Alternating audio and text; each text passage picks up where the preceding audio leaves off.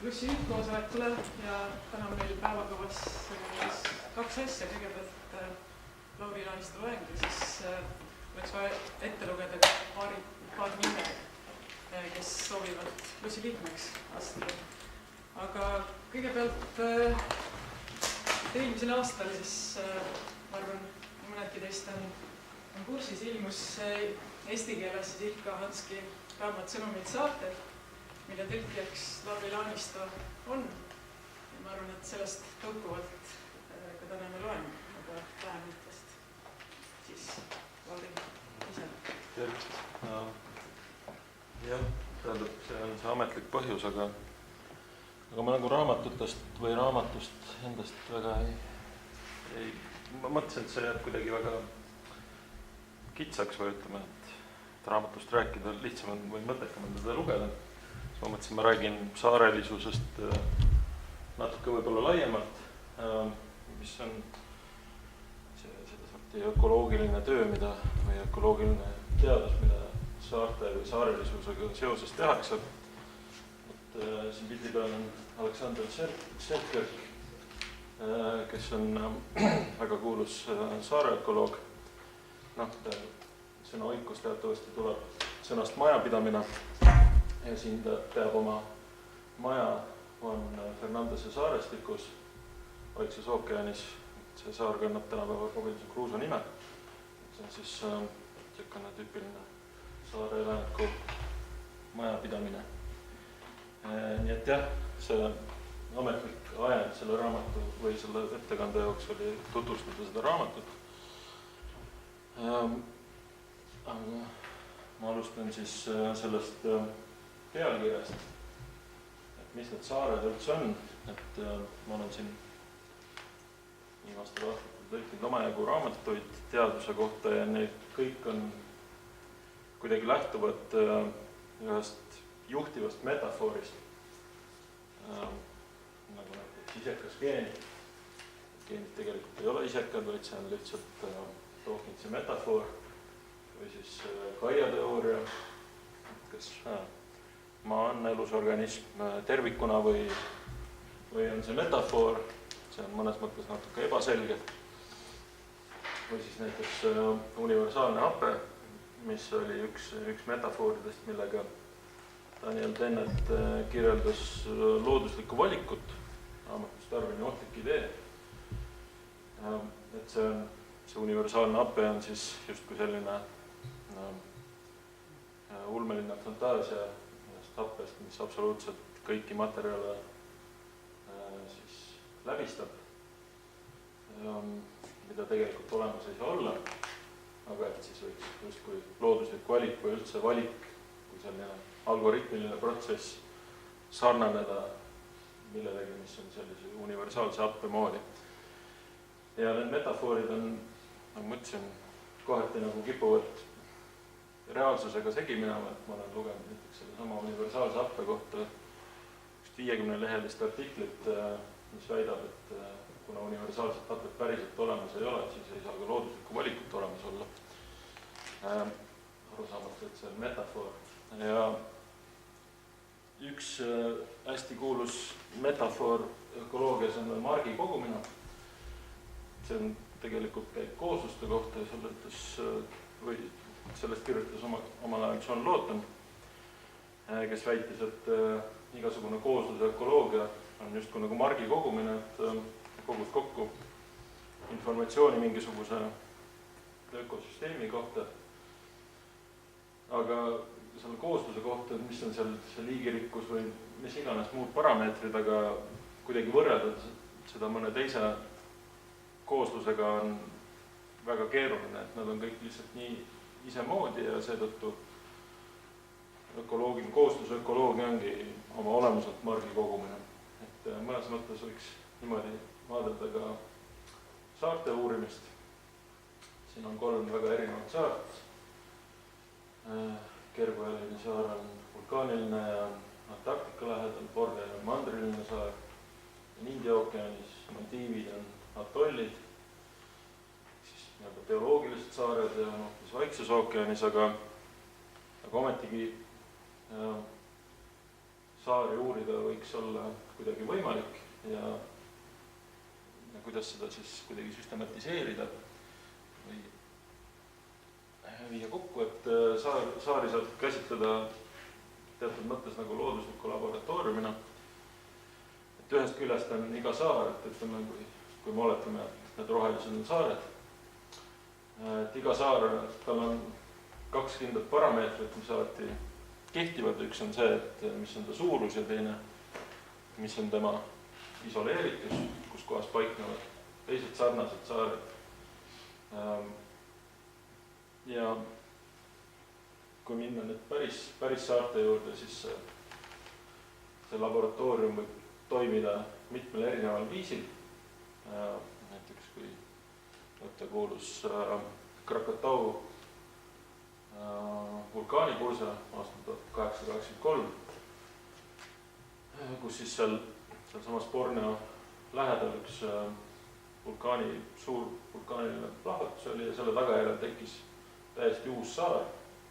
See plahvatus oli päris võimas, seal pärast mitu aastat ei olnud selles kandis päikest väga näha, sest õhk oli nii neid väikseid tolmuosakesi täis. Lennuliiklust tol ajal veel ei olnud väga. Ja seda saart hakati kohe uurima biogeograafia mudelsüsteemina, et kui ta umbes paar aastat hiljem nii palju maha jaotus, et sinna sai peale minna, siis need kohalikud koloniaalteadlased Inglise impeeriumi Suurbritannia oli siis seal kandis valitsev jõud parasjagu, siis nemad hakkasid kohe vaatama, millised organismid tulid, mis liigid, millises järjekorras, kui kaugele kaldajoonest ja nii edasi. Seda primaarset suksessiooni, sellist leviku mudeldamist on päris palju tehtud saarte põhjal. Ja teisest küljest saab saari vaadelda ka sellise evolutsioonilise mõtlen siis kiirendina või analoogina kiirendina, et siin on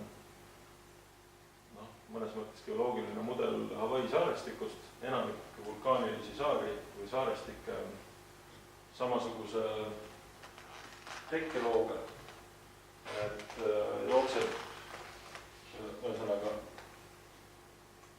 maakoore sees on mingisugune lõhe, pragu, see on üks hotspotid ja see laam, antud juhul siis Vaikse ookeani laamtektoonika mõjul siis vaikselt liigub üle selle prao ja aeg-ajalt siis praegu sinna koguneb piisavalt seda magnet, et läks ära ja tuleb uus saar, seetõttu enamik nendest saartest või saarestikest on sellise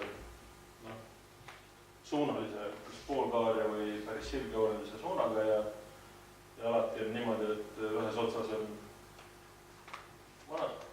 vanemad saared, siin on Hawaii on 6 miljonit aastat, siis teises otsas on nooremad. Neid saab käsitleda sellise, nagu ma ütlesin, evolutsioonilise kiirendina ökoloogiliste asjade uurimiseks. Aga saared ei ole mitte üksnes veega ümbritsetud nähtus, et siin läheb see saarelisuse võrdlus natukene metafoorseks ära. Näiteks Kilimanjaro mägi, mis on maailma kõrgeim üksiktipp või single summit mountain, ma ei tea, mis see eestikeelne freestanding mountain, ma ei tea, mis selle eestikeelne vaste on, et ta on seal täpselt ekvaatoril, ei moodusta ahelikku, vaid on üksiku tipuga ja see tipp on umbes 4900 meetrit siis ümbritsevast maastikust kõrgem. Ja seal otsas teatavasti on, võib-olla enam ei ole ka, igilumi ja vist oli ka mingi liustik. Ja ümberkaudu tuhandete kilomeetrite ümbruses ei ole mitte ühtegi teist igilume või liustikuga ala, et ta on selline väga isoleeritud polaarsaar keset troopikat. Ja teistmoodi võib näiteks käsitleda magevee, ütleme näiteks järvi saartena maismaal. Soomet nimetatakse 1000 järve maaks, see on väga selline alahindav. võrdlus, ma vaatasin, et rohkem kui 500 ruutmeetriseid järvi on Soomes 187 888. Nii et see on peaaegu 200 000 järve maa ja selliseid hektarist suuremaid järvi on üle peaaegu 60 000. Nii et ka neid saab põhimõtteliselt pidada saarteks, mis on omavahel teatud määral ühenduses ja nad on eri suuruse ja eri isoleeritusega. Nüüd kogu see elurikkuse uurimine ongi lähtunud kogu aeg sellisest saarelisuse printsiibist selles mõttes, et tervet maailma läbi uurida on suhteliselt keeruline, sest seda on päris palju. Ja seetõttu tuleb see maailm kuidagi jaotada tükkideks ja uurida neid tükke ja proovida siis ekstrapoleerida seda teadmist ülejäänud maailma suhtes ka. Ja põhimõtteliselt tulebki siis teha mingisugune tervik juppideks, nii et see saarelisuse, see reduktsionism, mida iga ökoloog oma töös enamasti teeb, uurides ainult mingisugust konkreetset süsteemi, et see on ka selline saarelisuse lähenemine. Seda on väga erinevaid viise, kuidas maailma võiks jagada. Siin eelmisel pildil on soontaimede liigirikkus maailmas. Mustad jooned eraldavad erinevaid floristilisi riikkondi, troopika ja galaktika ja paleotroopika ja propensid, väike tilluke riikkond. Selline regionaalne lähenemine saab ka klassifitseerida erinevaid bioome näiteks, kas siis niimoodi kaardi peal või panna nad kahele kliimateljele, mille põhjal on hea lihtne visuaalselt kujutada seda, kuidas või kus kohas mingisugused erinevad bioomid paiknevad. Temperatuur ja aastane sademete hulk on selline tüüpiline. Jääb siia kuskile selle koha peale, me oleme selle moraalse ja nemoraalse metsavööndi piiril täpselt. Ja loomulikult saab minna veel peenemaks, vaadata neid ühe bioomi erinevaid alamklasse, näiteks maailma suuremate rohumaade tüübid, alvareid ja pustasid ja mis on meile siin lähemal kõige tuntumad võib-olla rohumaad, neid siin peal ei olegi. Siin on veel üks jaotus, mis siis on Euroopa rohumaade saarelisus ja seda saab siis vaadelda ka Eesti põhjal. Siin on jälle rohelised, Eesti rohumaad, metsad ja viljapõllud ja nii edasi. Ühesõnaga, seda tükeldamist saab teha suhteliselt lõputult, kuniks jõuamegi selliste väikeste killukesteni, kus me siis saame juba kõike kirjeldada, aga siis see küsimus tekibki, et kui palju me, ütleme, üks asi on see, et kuidas me oma uurimistegevuses loodust tükeldame versus see, kuidas loodus tegelikult on tükeldatud ja paljuski need asjad, mida ma ise uurin, lähtuvadki sellest, et kui palju ühte looduslikku objekti või ökosüsteemi saab tükeldada nii, et see ikkagi toimiks ökosüsteemina edasi. Kas nendel väikestel võserikel või puudesaludel seal kuskil keset suurt linna, et kas nad ikkagi funktsioneerivad samamoodi, nagu me eeldame, et loodus funktsioneerib, pakub seal näiteks erinevaid ökosüsteemi teenuseid. Puud teatavasti võtavad ümbritsevast õhust sisse kõik võimalikke aineid ja neutraliseerivad neid, pakuvad kodu kõik võimalikele loomadele, nii suurematele kui väikestele, pakuvad varju, mis tõttu vähendavad seda linnade kliima, ütleme seda siis kuumapunkti survet ja nii edasi. Et küsimus ongi, et kui palju seda saab siis teha, et ja see on selline väga graduaalne protsess. Võtsin siin ühe sellised parkimisplatsi evolutsiooni pildikesed, guugeldasin välja, et kui alguses ütleme mingid autod pargivad metsa all, siis aja jooksul sellest saab parkimisplats, kus on väikesed rohuribad, kuniks lõpuks, eks ole, jääbki kinni asfalteeritud puud, et see fragmenteerumine või elupaikade kadumine, see mõjub väga erinevatele organismidele, et ilmselge, et vihmaussidel selles viimases süsteemis väga suurt eluvõimalust ei ole, aga näiteks lindude puhul võiks just see viimane süsteem olla veidi turvalisem, sest arvatavasti, kui üldse mingit loodust ümberkaudu ei ole, siis ka kiskeid on vähem, võib-olla isegi ka parasiite või haigusi on vähem, see on siin 3-4 hüpoteesi põhjal. Nii et see on väga selline keeruline asi. Ja nüüd, kui nüüd tulla Hanski juurde, mitte rääkida ainult sellest raamatust, vaid mida ta uurinud on ja mida ta ka muidugi selles raamatus väga põhjalikult kajastab, siis enam-vähem seda sorti süsteemi ta uuriski äärmiselt fragmenteerunud elupaiga juppidega paika. See on Ahvenamaa saarestik, kus siis kõik need pisikesed laibukesed on siis väikesed laiud või veel väiksemad asjad. Suuremaid saari on ka ja mustade täppidega siis kaardistatud need kohad, kus mingisugusel aastal 93 leidus siis tähnikvõrkliblikat, millisel ei leidunud. Ja see on katse, mis siis kuskil 90. alguses, selline vaatlus, mis 90. alguses Hanski üles pani ja mis kestab siiamaani edasi. Töörühm, mille ta lõi Helsingi ülikoolis, jätkuvalt seirab seda iga aastat. Ja nad siis põhimõtteliselt vaatavad, see tähnikvõrkliblikas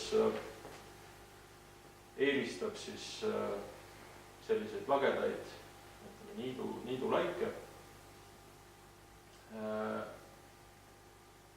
mis on sellised soojad ja väikesepoolsed oma põhjapiirilised Soome ja seal Ahvenamaa saarestikus.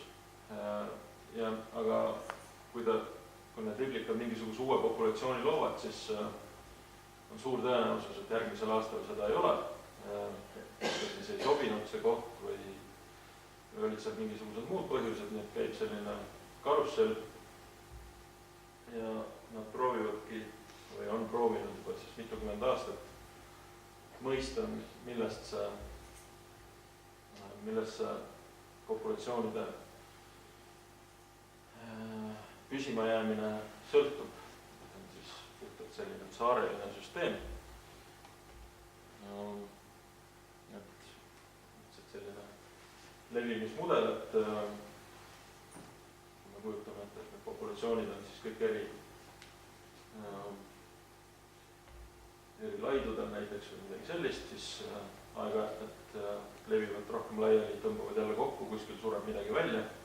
Kui populatsioonid on väga väikesed, siis lihtsalt välja suremine on matemaatiliselt tõenäoline ja see ongi tegelikult see, mille poolest Ilkka Hanski kõige kuulsam on. Ta soojendas üles kunagi 60-ndatel Richard Levinsi poolt välja käidud metapopulatsioonide teooria. Levinsi see algne artikkel oli koosnes üksnes ainult integraadidest ja seetõttu ta nagu väga populaarseks ei saanud, aga Hanski siis proovis seda hakata päris looduses testima ja tegema seda natukene lihtsamini hoomataval viisil.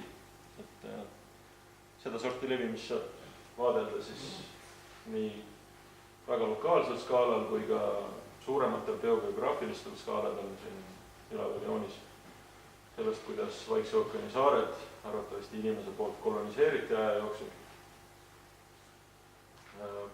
Protsessid on täpselt samad, isegi kui nad toimuvad väga erinevatel aja ja ruumiskaaladel. Nii et see on üks selline tuumikteema, millest Hanski oma raamatus räägib. Ja kuidas seda kõike kokku arvutada ja ennustada ja mudeldada, et selleks ongi siis biogeograafia, erinevad biogeograafilised mudelid, see on joonis, mille ma võtsin oma doktoritöö juhendaja Meelis Pärteli slaidifondist, kuidas siis seletada, mis asi on, või kuidas ennustada mingisuguse saare, mis siis võib olla ükskõik mis asi, elurikkust selle saare, et selleks tuleb lihtsalt vaadelda immigratsiooni ja ekstintsiooni, kui palju tuleb liike sisse. Kui saarel üldse liike ei ole, siis immigratsiooni määr on tõenäoliselt kõrge. Kui saarel juba on palju liike, siis immigratsiooni määr on tõenäoliselt väiksem. Ekstintsiooni, et väljasuremise määr on siis täpselt vastupidi, et kui saarel liike ei ole, siis ei saa seal ka midagi välja surra. Ja kui liike on palju, siis on lihtsalt suurem tõenäosus, et keegi välja sureb. Ja nende kahe protsessi ristumispunkt ongi siis mingisuguse saare liigirikkus.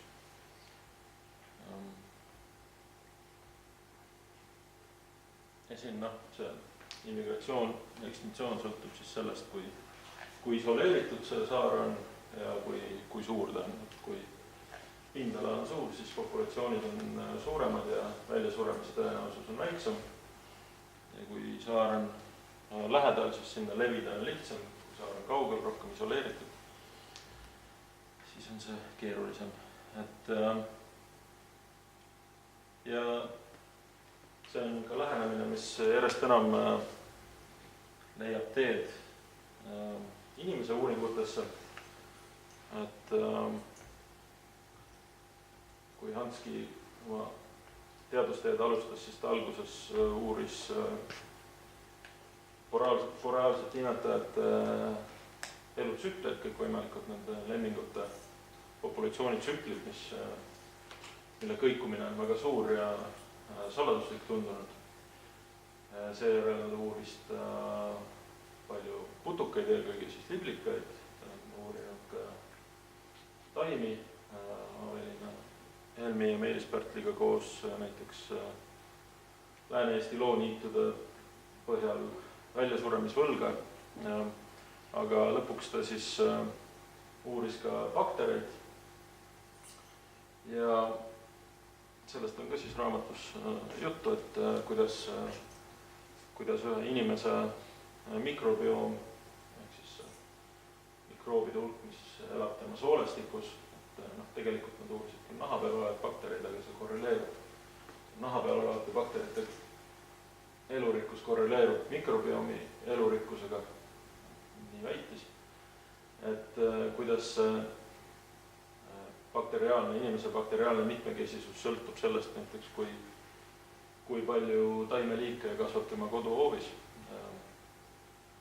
Nad uurisid seda sellises kunstlikus saarestikus Karjalas, kus siis ühel pool piiri on Soome linnad ja külad, mis on suhteliselt hea elatustasemega ja kohe sealsamas üle piiri on siis Vene asulad, kus elatustase Karjalas on suhteliselt kehvakene ja see oli siis pöördvõrdeliselt seotud selle taimede elurikkusega nende koduhoovis või sellega, kui palju üks inimene erinevate taimeliikidega üles kasvades kokku puutus. Et see John Donne'i väide, et tõepoolest inimene ei ole saar, see kehtib ainult selles mõttes, et inimene kindlasti moodustab saarestiku teiste inimestega. Et see on palju keerulisem. Okei, mul on vist paar slaidi ka sellest samast raamatust nüüd lõpuks. See ilmus siis eelmise aasta detsembris. Anski, algselt ta ilmus 2017 novembris vist, postuumselt. Nii palju kui mina tean, siis Anski sai mingisuguse vähidiagnoosi 2014 ja sellest saati ta siis otsustas natukene teadusest tagasi tõmmata ja viimased paar aastat kirjutas oma nii-öelda teaduslikku testamenti, milleks see raamat siis ongi, et käia läbi kõik need olulised, tuletada meelde kõik need olulised rajad, mis on läbi käidud ja siduda seda siis nende teaduslike saavutustega, mis ta teinud on. Ja tema teaduslikud saavutused on suht korralikult. Oli väga, ma ütleme, kõige tuntum Soome ökoloog. Ja see siis ilmuski postuumselt, et ideeliselt see raamat koosneb 6 peatükist, iga peatükk siis keskendub ühele justkui saarele või saarestikule, siin on kõik punasega ära märgistatud, et esimene on Borneo, kuhu ta noore doktorandina läks ekspeditsioonile sõnnikumardikaid koguma, siis tuleb Madagaskar või Lagumeera, ma ei mäletagi. Madagaskaril ta uuris ka sõnnikumardikaid, Lagumeeral tegeles porikärbestega, Gröönimaal samade lemmingute ja muude pisiimetajate populatsioonidega ja siis on Ahvenamaa, millest ma rääkisin ja seal Ahvenamaa kõrval on üks Haminanluoto nimeline väike laid, mis on siis Lõuna-Soomes on üks küla nagu Hanski küla, kus tema suguvõsa siis pärit on ja see väike laiuke on siis otse tema esivanemate kodu juures siis natukene paadiga sõita edasi. Kõige esimene saar, kus ta viibis. Nii et tema uuringud siis ühest küljest kaitsid ära suurema osa suuremate eluvormide mitmekesisusest ja ka suhteliselt hea hulga ruumilisest mitmekesisusest. Loomulikult ta räägib veel paljudest teistest saartest ka, mida ta on uurinud, sealhulgas siis need samad Muhu ja Saaremaa näiteks. Pildid ka, kus ta on paremal pool Ida-Gröönimaal.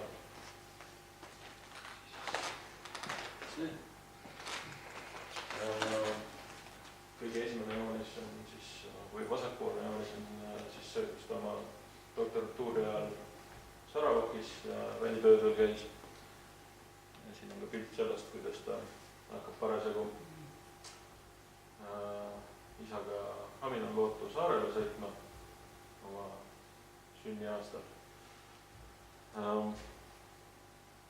Ja need pildid võib-olla, et see viimane pilt näitab, et see raamat ei olegi puhtalt nüüd teadusest, vaid väga palju sellest, mis on teaduse tegemise taga. Mis on, või ütleme, mõne teadlase jaoks tihtipeale palju huvitavam kui see, mis päris see teadus on, või ütleme siis nii, et kui sa teed aasta otsa tööd ja lõpuks selle tulemuseks on 5 lehekülge teadusartiklit, siis ilmselgelt väga suur osa tegemistest, seikadest ja asjadest jääb sellest välja. Et selles mõttes oli raamatut väga tore lugeda, et ta ei tutvusta seal oma teaduse tulemusi, vaid proovib seda ja saab ka väga hästi hakkama sellega, et siduda seda oma elukäiguga. Ja kogu see saarelisuse lähenemine, seda saab tegelikult, selle kohta saab veel eesti keeles lugeda siin hiljuti, siis juba 2 aastat tagasi ilmus Saares maailmi mõnda raamat Alexander von Humboldtist, kes on siis tegelikult see, keda peetakse biogeograafia isaks, kes üldse kogu selle temaatika kuidagi kokku tõmbas või teadlislikuks ära vormistas, et pärast ütleme väga suur osa 18. sajandi analüüti